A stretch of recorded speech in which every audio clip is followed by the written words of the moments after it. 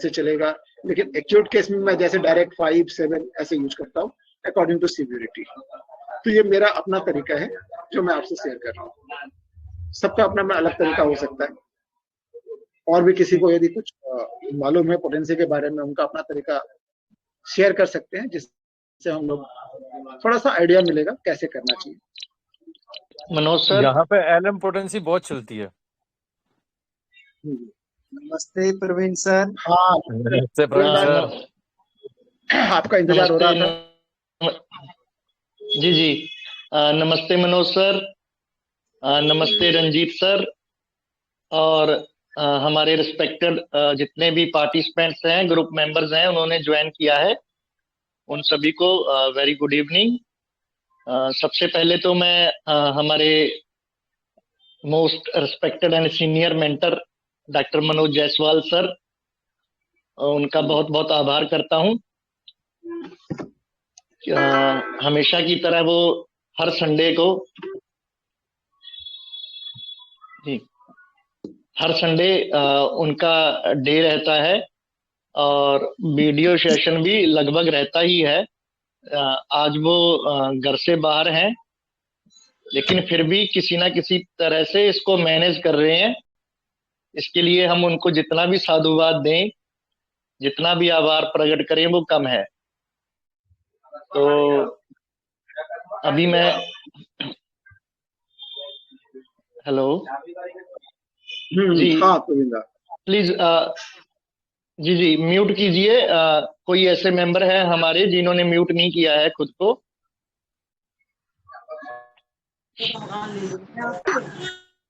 मैं जहाँ हूँ यहाँ थोड़ी आवाज हो रही है, उपाय नहीं है, इसको इसी में करना पड़ेगा। ओके सर, आप जी जी, okay sir, no problem sir. अगर आपके यहाँ से है तो कोई बात नहीं, हम मैनेज करेंगे जी, नो प्रॉब्लम सर। तो जी, अभी मैं हमारे most respected and senior mentor doctor Manoj Jaiswal sir को इनवाइट करता हूं कि वो आए और हम सभी को टीच करें। Welcome Manoj sir. Thank you Praveen da, and thank you all the participant. Thank you doctor Dilip da, Ranjeet. तो ये आप लोग मेरी प्रेरणा स्रोत हैं, जिसके कारण से मैं ये सब कर पाता हूँ। इसमें मेरी अपनी कोई भी कैपेबिलिटी नहीं है। तो आज का केस जो है मैं थोड़ा सा पढ़ देता हूँ, सभी ने सुना भी होगा, पढ़ा भी होगा। तो ये केस है एक 45 इयर्स लेडी का। तो वो लेडी जो है अपने सिस्टर इन लॉ, अपनी ननद के साथ जो है आई, तो ननद ने उसको होल्ड किया हुआ था, और उसकी कंडीशन देखने से लगी बहुत बुरी कंडीशन में है, मैंने अपने को संभाल नहीं पा रही थी। तो उसने उसको पकड़ के चेयर पर बिठाया। तो पेशेंट ने फिर शुरू किया कि मेरी कंडीशन बहुत खराब है, मैं ये सर्दी से परेशान हो गई हूँ, बहुत कमजोरी सी लग रही है, चक्कर भी आ रहे हैं, सर दर्द तो है ही, और बहुत नींद सा लग रहा है, कुछ अच्छा नहीं लग रहा। तो ऐसी कंडीशन है कि मैं बस मन करता है केवल सोए रहूं, और केवल सो रही हूं।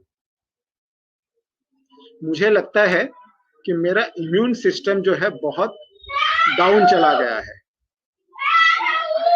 आई वॉन्ट, मेरे को एनर्जी लेवल जो है बिल्कुल नहीं है, काम करने की इच्छा नहीं हो रही, हमेशा बुखार जैसा बना रहता है, और अंबल की शिकायत भी रहती है। तो ऐसा लगता है कि मैं इन सब से पागल हो जाऊंगी, इतनी परेशानी है। तो मुझे उसकी कंडीशन वास्तव में बहुत खराब लगी। तो मैंने पूछा कि अच्छा, तो जब इतनी तकलीफ गड़बड़ है तो आपको कहीं चिड़चिड़ापन वगैरह भी होता है क्या? तो पेशेंट बोला कि हाँ, कमजोरी के कारण से बहुत चिड़चिड़ापन होता है। तो मैं अक्सर बच्चों पर, अपने पति पर जो है चिल्लाने लगती हूँ यदि कुछ भी अच्छा नहीं लगता है। फिर उसने पूछा, अच्छा डॉक्टर, कोई सीरियस प्रॉब्लम तो नहीं है? मेरे पाँव भी ऐसा लगता है जो टेढ़े मेढ़े हो रहे हैं, और घुटनों में भी दर्द है। डॉक्टर ने कहा है घुटनों में गैप हो गया है, जब चलती हूँ तो दर्द होता है, स्पेशली दाहिने घुटने में ज्यादा दर्द है। तो और क्या है, बोले कि व्हाइट डिस्चार्ज भी होता है, सफेद पानी गिरता है। तो मैंने बोला कि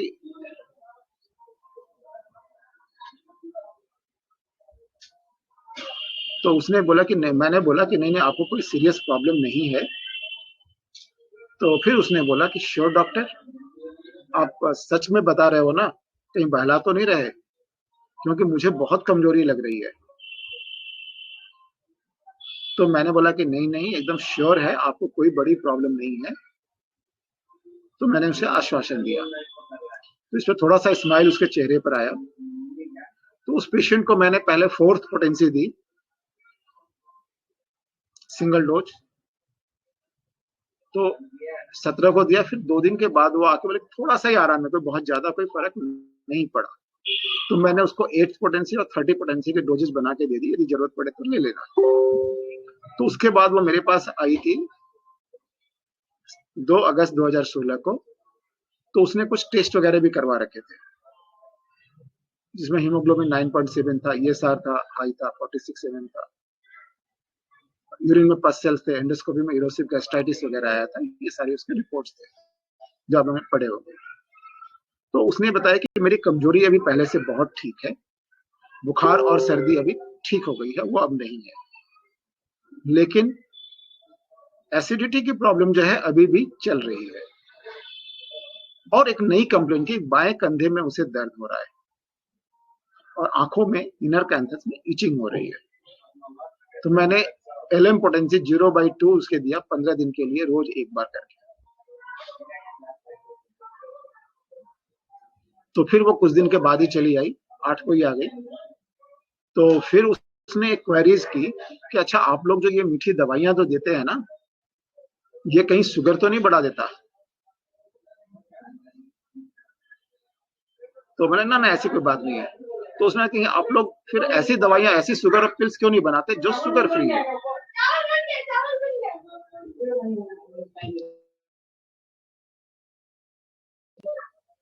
तो फिर उसने, मैंने बोला कि ठीक है कोई दिक्कत नहीं, आप सेम मेडिसिन कंटिन्यू करो। तो मेरे पास 2/9/16 को 3 हफ्ते के बाद आई, जबकि ऑलमोस्ट 15 दिन गैप हो गया। तो उसने बताया कि मेरी सारी प्रॉब्लम अभी ठीक है, लेकिन गैस और एसिडिटी की प्रॉब्लम अभी भी थोड़ी थोड़ी चल रही है। फिर वो 19/9 को आई और बोला कि मैं बिल्कुल ठीक हूँ। फिर उसने एक बोला कि डॉक्टर साहब मैं तुलसी रजनीगंधा खाती हूँ, क्या इसे छोड़ने में आप की दवाई हेल्प करेगी? मुझे दवाइयों से क्या छूट सकता है? ये उसके क्वेश्चन थे। हाँ छूट सकता है, क्योंकि मैंने प्लेसिबो दिया और उसके बाद वो बिल्कुल ठीक है, कोई प्रॉब्लम नहीं है। So this was the case. और बताइए अब क्या हो सकता है?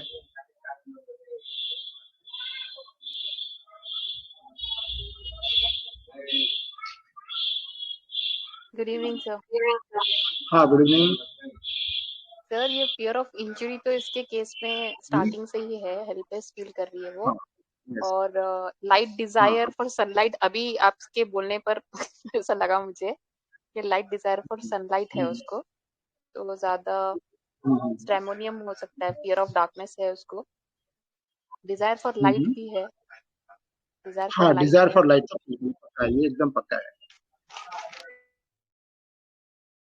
चलिए और कोई? सर वो श्रीकिंग पेन फीवर ड्यूरिंग, ये आएगा क्या यहाँ पर, ये रूब्रिक?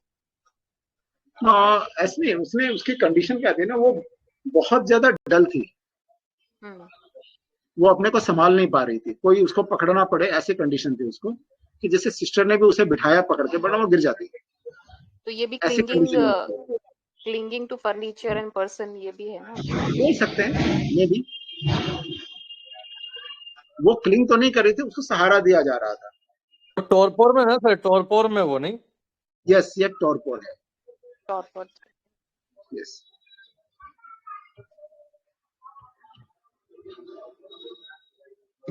और तो आपके हिसाब से extra poor he is, yes delusion poor he is actually, वो इतना ज्यादा सफरिंग में है। और डिजायर फॉर लाइट, हाँ desire for light, yes. Sir मैं एक्चुअली कंफ्यूज हो गई थी अर्सनी कल्प के साथ, बिकॉज वो जिस तरह से बाद में आपको बोलती है कि शुगर पिल्स आप बनाते हो, कुछ और उसका ये दिखना चाहिए आपके, मतलब आके बोल रही है तो मुझे यस, थोड़ा वहां पे जाके आर्सेनिकल लगा, लेकिन अभी ऐसा लग रहा है कि वो ये कंफ्यूज हो गया आप। स्ट्रेमोनियम। ठीक, हो सकता है स्ट्रेमोनियम भी हो सकता है नहीं भी हो, देखते हैं क्या होता है। और किसी का? Good evening sir. हाँ, गुड एक इवनिंग। तो ये लड़की लेडी को उसकी ननद ने सपोर्ट देके बिठाया या किया, उसमें वो हेल्थ डिजायर जैसा लगा कि जैसे उसको किसी के सपोर्ट की जरूरत थी और वो उसको अफोर्ड भी किया उसने, मतलब लिया उसने, और कंडीशन क्योंकि बहुत ज्यादा खराब थी तो आई थिंक ये पुअर वाली ये टॉर्पर वाली कंडीशन में आ चुकी थी ये लेडी। और जिस हिसाब से मतलब इसको सिर्फ सर्दी और ये जो चीजें हुई थी उसी ने इसको इस लेवल पे डाउन कर दिया था, ये भी एक देखने वाली बात है। और डाउन कर दूसरा दिया। इसने बोला या और दूसरा ये बोल रही थी कि मैं सोना चाहती हूँ और पड़े रहना, मतलब इसकी कंडीशन इतनी खराब हो चुकी है कि ये अपने बॉडी को झेल नहीं पा रही है, इसलिए इसको लगता है कि बस पड़े रहो। ड्राउजी जो आपने बताया, डलनेस, डिजीनेस, ड्राउजीनेस जेल्स का एक कैरेक्टर माना जाता है। और दूसरा इसने बोला कि इसको गुस्सा आता है, इसको कोई डिस्टर्ब ना करे, मतलब डिस्टर्ब अवर्जन भी लगा इसके अंदर। और जो लास्ट में आपने बोला कि जब इसे या जो जब आपने बोला, मतलब जब इसने पूछा कि भाई कोई बड़ी बीमारी तो नहीं है, तो इसको एम्बेरसमेंट भी है सर, एम्बेरसमेंट एलिमेंट आफ्टर, कि अपनी तकलीफ को देखकर अपनी कंडीशन, सर एक रूब्रिक और भी है, फियर, मतलब अपनी कंडीशन को देख के भी इसमें प्रॉब्लम है। और इसके बाद में जो इसने आपसे पूछा कि सर ये ठीक तो है, कोई मतलब गड़बड़ बीमारी तो नहीं है, और आपने जब इसको एक दो बार इसने पूछा और आपने आश्वासन दिया, तो जो इसके चेहरे पर स्माइल आई उसको देखकर लगा लाइट डिजायर पॉजिटिव वाली जेल्स वाली हो सकती है ये।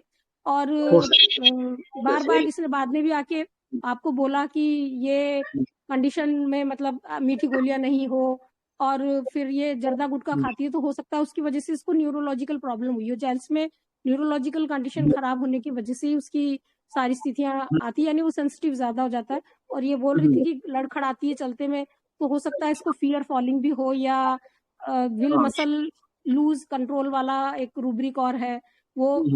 इतने से केस को देख के तो हमें यही समझ में आ रहा है sir. Thank you sir. Very nice, बहुत अच्छा। सर हायोसाइमस जो होता है वो जनरली, जैसे उसने आपको बोला कि भाई वो कंफर्म कर रही थी आपके साथ, और जब आपने उसको सलाया कि भाई चल सब कुछ ठीक है, तब जाके वो बिल्कुल रिलैक्स हो गई। मतलब हायोसाइमस जनरली कंफर्म करता है ना कि भाई, और जब उसको दिलासा मिल जाता है तो फिर वो रिलैक्स होके फिर वो क्लिंग कर जाता है डॉक्टर से। तो उसमें उसकी भी झलक मुझे बहुत ज्यादा दिखी थी, और जेसेमियम भी दिखा था और सेमोनियम भी दिखा था। मतलब उसमें ऑफकोर्स ज्यादा कंफ्यूजन है, लेकिन उसमें जैसे आपने बिगिनिंग में बताया कि हर पहलू का कुछ ना कुछ है, तो वो फिर मतलब वो डिसाइड करना ऑफकोर्स वो तो आप ही बताएंगे कि क्या एग्जैक्टली है। तो ये अंडरस्टैंडिंग जैसे हायोस कोई दवाई लेने के पहले ना एक बिट्रे वाली फील जरूर देता है, यदि वो पहली बार आता है तो। ठीक है, हालांकि इसके जैसे मान लो रिलेशन में लेके आया तो हो सकता है कि उसका एक भरोसा हो कि ना ये अच्छी जगह जा रहे हैं, तो मे भी उस कारण से वो फील नहीं भी आ सकती है। लेकिन इसने जो पूछा वो पिक्यूलियर जरूर था थोड़ा सा, कि मुझे भी लगा आखिर क्यों पूछ रही है, तो जस्ट मैंने बोला और उसने दवाई ले लिया। हायस वाला कई बार वेरीफाई करता है, कम से कम 2-3 बार वेरीफाई करने की कोशिश करेगा, आसपास के लोगों से भी पूछ लेगा। तो खैर उसकी कंडीशन इतनी बुरी थी कि शायद कि वो दूसरे से पूछ सके इस कंडीशन में भी नहीं थी। तो इसे भी हम रूल आउट कर सकते हैं कि हो सकता है इस कारण से भी उसने नहीं पूछा। ठीक है, लेकिन आपकी एनालिसिस बहुत अच्छी है। हायोस नहीं है, लेकिन फिर भी आपकी एनालिसिस बहुत अच्छी है। ठीक है, ठीक है। और किसी का कुछ? आपके आश्वासन देने पे उसको थोड़ा संतुष्टि मिली, तो एक रूब्रिक मेरे दिमाग में आ रहा है, एंजाइटी फॉलोड बाय इंडिफरेंस।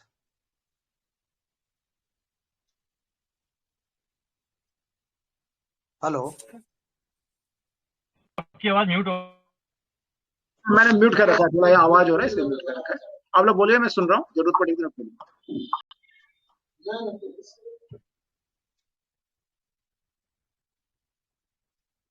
जी आप सब एक एक करके अपना अंडरस्टैंडिंग शेयर करिए। सर मैं बोलूं? हाँ हाँ बोलिए। सर मैंने जो इसमें पकड़ा, एक तो लाइट डिजायर है क्योंकि वो चीज क्लियर ही है, सभी लोग बोल रहे हैं, और एंजाइटी डार्क भी है क्योंकि वो हर चीज बता रही है कि कहीं ये तो नहीं, कहीं वो तो नहीं। और तीसरा रुब्रिक जो मैंने पकड़ा वो था bed desire remain in bed वाला, क्योंकि वो बोल रही है कि मुझे मन करता है बेड पे ही रहूं। जब वो आई तो उनकी ननद ने उनको पकड़ करके बिठाया, वो कैरेट डिजायर दिया मैंने। तो ये सब मिला करके तीन मेडिसिन ज्यादा आ रही थी, स्टामोनियो, फास्फोरस और रूटा। लेकिन सर उसने जो लास्ट में ये बात, दो चीजें और बोली जो आपने बोला उन्हें कि नहीं नहीं कोई प्रॉब्लम नहीं है, ठीक हो जाएगा। तो उन्होंने फिर वो थोड़ी सी अफेक्शनेट, उन्होंने अफेक्शन रिटर्न किया स्माइल करते हुए। तो वो मैंने लिया रेशियो ईजली, जिसमें 2 ही मेडिसिन है आई थिंक, फॉस्फोरस और सिंथेसिस में फॉस्फोरस और अर्जेंटम नाइट्रिकम। लेकिन सर जो लास्ट में उन्होंने एक चीज बोली, रजनीगंधा छूटेगा क्या? तो जनरली ये सब चीजें आप बहुत क्लोज होने पे किसी के साथ उस सेंस में बोलते हो, तो इसको मैंने एफेबिलिटी लिया और मेरे ख्याल से टोटल मिला के मुझे फॉस्फोरस लग रही है मेडिसिन। Thank you sir. जी नेक्स्ट, बहुत अच्छा अंडरस्टैंडिंग है चंदा बहन आपका। नेक्स्ट मेंबर बताइए। जी नमस्ते सर। अच्छा सर, मेरे जी को इस केस के अंदर ये जो एंट्री पॉइंट था मेरा वो रहा था कि ये इरिटेबिलिटी इसके अंदर था बहुत ज्यादा, है ना। इरिटेबिलिटी वीकनेस विद, मैंने ये रूब्रिक सबसे पहले उठाया था क्योंकि वो बोल रही थी कि मेरे को बहुत ज्यादा कमजोरी फील हो रही है और चिड़चिड़ापन है ना। और फिर वो अपने हस्बैंड पे बहुत ज्यादा मतलब गुस्सा हो रही थी, तो एंगर हस्बैंड मैंने उठाया। फिर लाइट डिजायर तो इस केस में बहुत ज्यादा प्रोमिनेंट था। तो ये 3 रूब्रिक मिलाए जब मैंने, तो इसको लेके रूटा आया। तो फिर उसको मैंने दोबारा से रेट्रो स्टडी करा, इसको रूटा को। तो उसके अंदर काफी सारे रूब्रिक मुझे नजर में आए, जैसे कि bad desire to remain in, क्योंकि ये हमेशा कह रही थी कि मेरे को बस बेड पे ही रहने में अच्छा लग रहा है, मेरे को रेस्ट करने में अच्छा लग रहा है। तो रेस्ट डिजायर लिया था, bad desire to remain in लिया था। और लास्ट में जब ये मतलब ये जो पिल्स वगैरह लेके आई थी, आपको वापस पूछ रही थी, तो इसको कहीं ना कहीं इंजरी का डर लग रहा था। तो मेरे को वहां पे ये लगा कि फियर इंजर्ड बीइंग, तो ये उसको डर था इंजरी का, तो इसलिए आपके पास में आई थी। तो इन सबको मिला के टोटल वो रूटा का मेरे दिमाग में आ रहा था। और डीडी में मैंने जो मेडिसिन लिया था वो अपने स्ट्रामोनियम और फास्फोरस लिया था सर।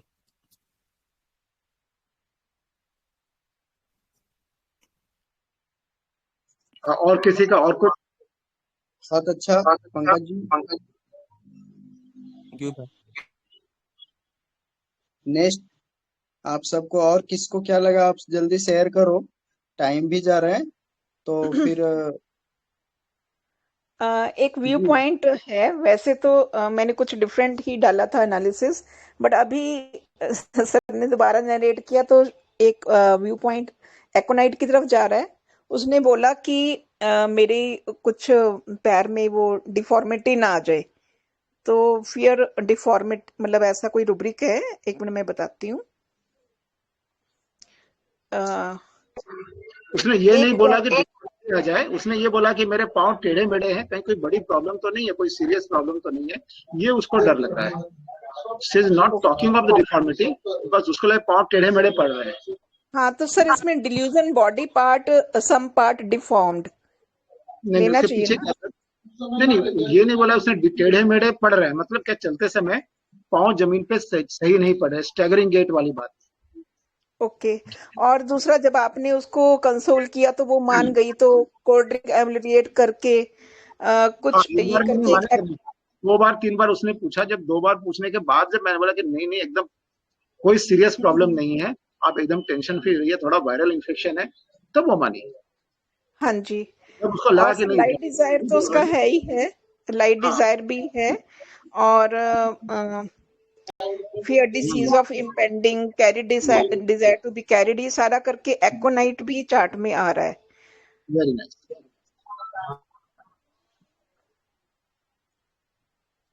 हेलो। हाँ बोलिए। एक रूब्रिक है, जैसे कि आपने जब उसको जो है समझाया तो उसको जो संतुष्टि मिली, तो उसके लिए एक रूब्रिक है, एंजाइटी फॉलोड बाय इंडिफरेंस और fear impacting of disease, life desire, anxiety dark, ये फास्फोरस मुझे लग रहा है सर। फास्फोरस लग रहा है, ठीक, बहुत अच्छा। बहुत बढ़िया। मनोज सर। हाँ, अब मैं डिस्क्लोज करूं क्योंकि मेरी मनोज सर मैं थोड़ा जी जी हाँ बोलिए बोलिए, आप बोलिए। मैं जी सॉरी सर, आपको इंटरफेयर कर रहा हूँ। ये जो डॉक्टर हमारे बता रहे हैं एंजाइटी फॉलोवर्ड बाय इंडिफरेंस, तो ये डॉक्टर के कहने से थोड़ी आएगा, अभी इंडिफरेंस आ जाएगा कि अगर डॉक्टर ने उनको कुछ बोल दिया है तो उनको उसके बाद इंडिफरेंस आ जाएगा, ऐसा नहीं होता है। जी सर, प्लीज कंटिन्यू कीजिए। सर मैं एक चीज और ऐड करना चाह रही हूँ, बिकॉज ट्रेमोनियम क्या करता है कि ये जस्ट नॉर्मल उसको अल्सर है और ये मतलब कुछ पेट गैस्ट्राइटिस है और ये जाके एंडोस्कोपी करा के आई है, तो ये तो पक्का स्ट्रेमोनियम ही दिख रहा है मुझे। स्ट्रेमोनियम दिख रहा है, चलिए। तो अब मैं बोलूं, आप डिस्क्लोज करूं मैं? जी सर। ठीक है, तो स्ट्रेमोनियम के साथ कौन कौन है, फास्फोरस के साथ कौन कौन है? सर मैं स्ट्रेमोनियम के साथ हूँ। स्ट्रेमोनियम है सर मैं दोनों के साथ में हूँ। अच्छा, दोनों के साथ में है, चलो दोनों हाथ में लड्डू है। तो ये स्ट्रेमोनियम का ही केस है, लेकिन इसकी एंट्री पॉइंट थोड़ी सी अलग थी। इसमें जो है ना, सबसे एंट्री पॉइंट जो थी,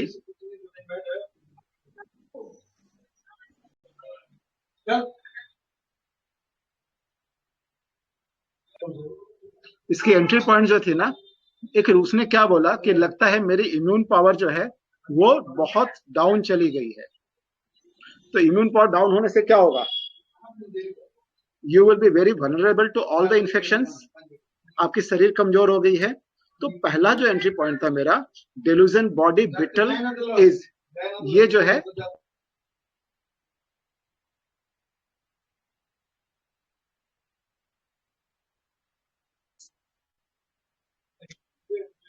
तो डेलूजन बॉडी ब्रिटल इज, ये मेरा पहला एंट्री पॉइंट था। ठीक है, टोरपोर दिख रहा था और डेलूजन पुअर ही इज, ये तीसरा एंट्री पॉइंट था। और इसके साथ वो डिस्गस्ट, बहुत बार फ्रस्ट्रेटेड वाली जो फील थी ना, कई बार उसने व्यक्त की। ठीक है, और क्या कर रही है, वो काम नहीं कर पा रही है। तो business hours to, disgust, torpor and light Dzire.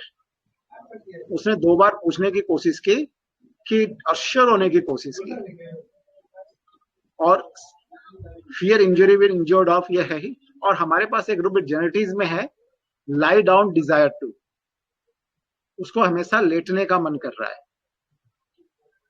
ठीक है, तो लेटे रहने का मन करता है, बिकॉज उसकी वीकनेस इतनी है कि उसके पास उपाय नहीं है, वो बस पड़े रहो दिन रात। तो इसको मैंने स्ट्रेमोनियम दिया था, और इसके बहुत क्लोज चल रही थी नक्स भूमिका।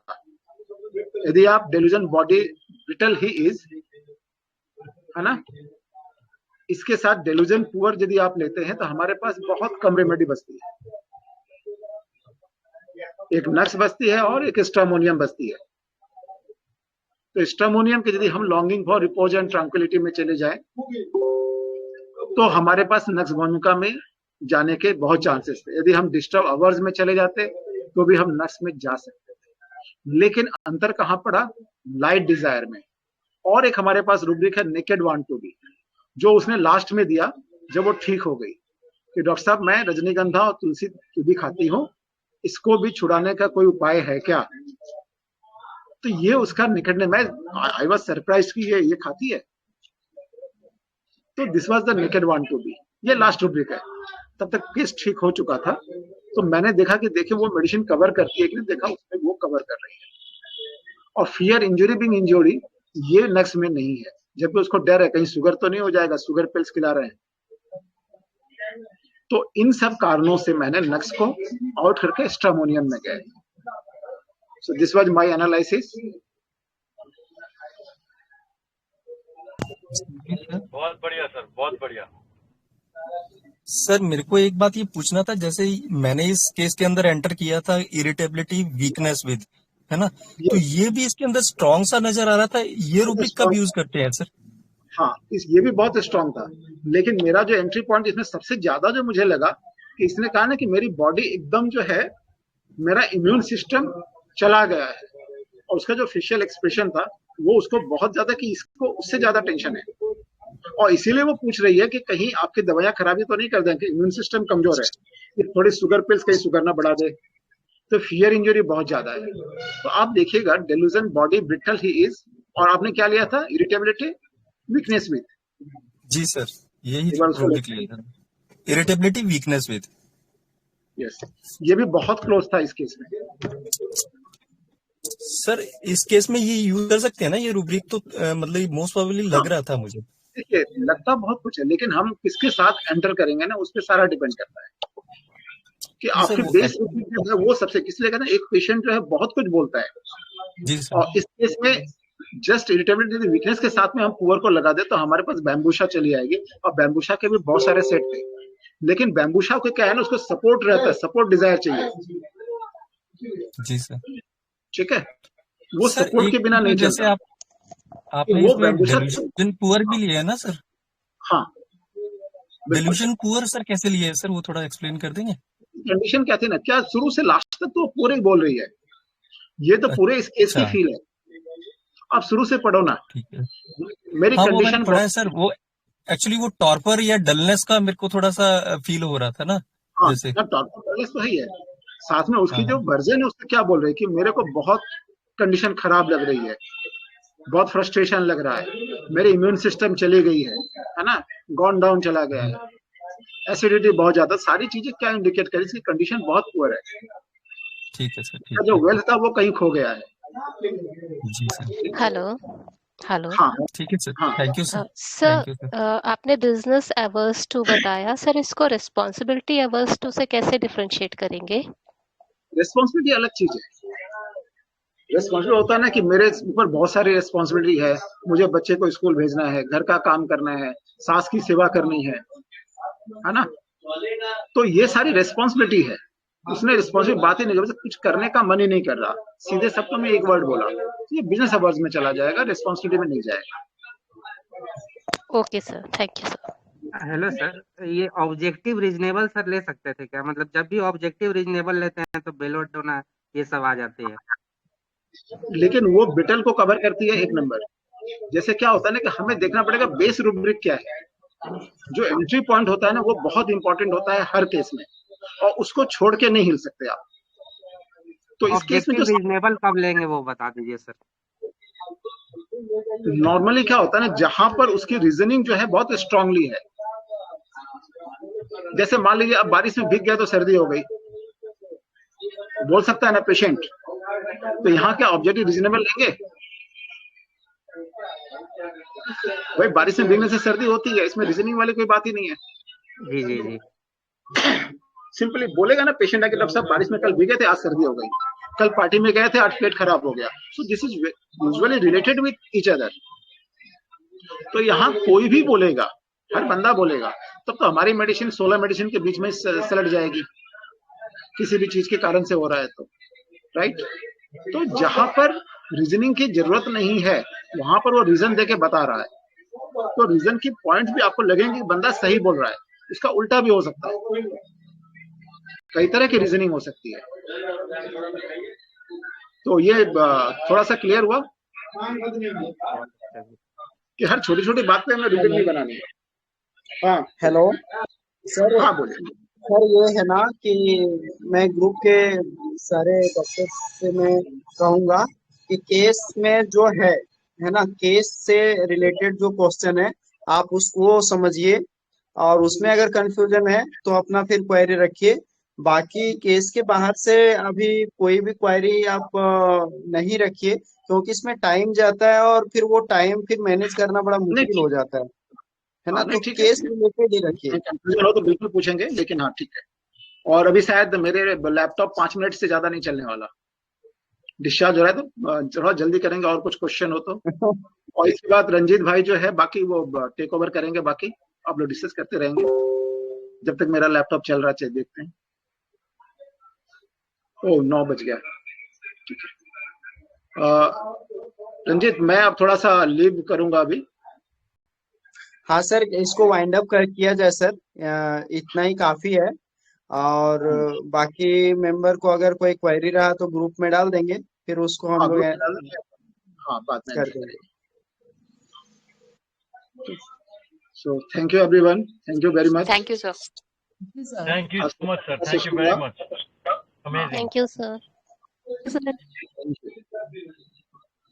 धन्यवाद मोदी सर, आपने बाहर में रह करके भी टाइम निकालते हैं, इसका बहुत लगता है कि इसका बहुत आभार है आपको, क्या करें, बहुत आप लोग ग्रेटिट्यूड है प्यार आपको। इतना रहता है ना कि मैं सोचता हूँ ये कैसे भी हो चीजें जरूर करें। आपका जो है बहुत अच्छा लगता है कि आप कहीं भी रहते हैं लेकिन फिर भी टाइम देते हैं कि नहीं बच्चों को सिखाना है। ये आपका दिल बहुत बड़ा है। आई बच्चे एग्री, नहीं आई है, एग्री सीख सर, रहे बहुत प्यार है सर को। मैं बल्कि सीखता हूँ। सर की जी रंजीत सर भाई, की ये ऐसी बात है जिनसे मनोज सर से मैं एनवी फील करता हूँ। सच में सर, सर आपको हम जितना भी वो करें, आभार प्रकट करें, प्रणाम करें, साधुवाद दें, जितना भी आपको रिस्पेक्ट दें वो कम है सर।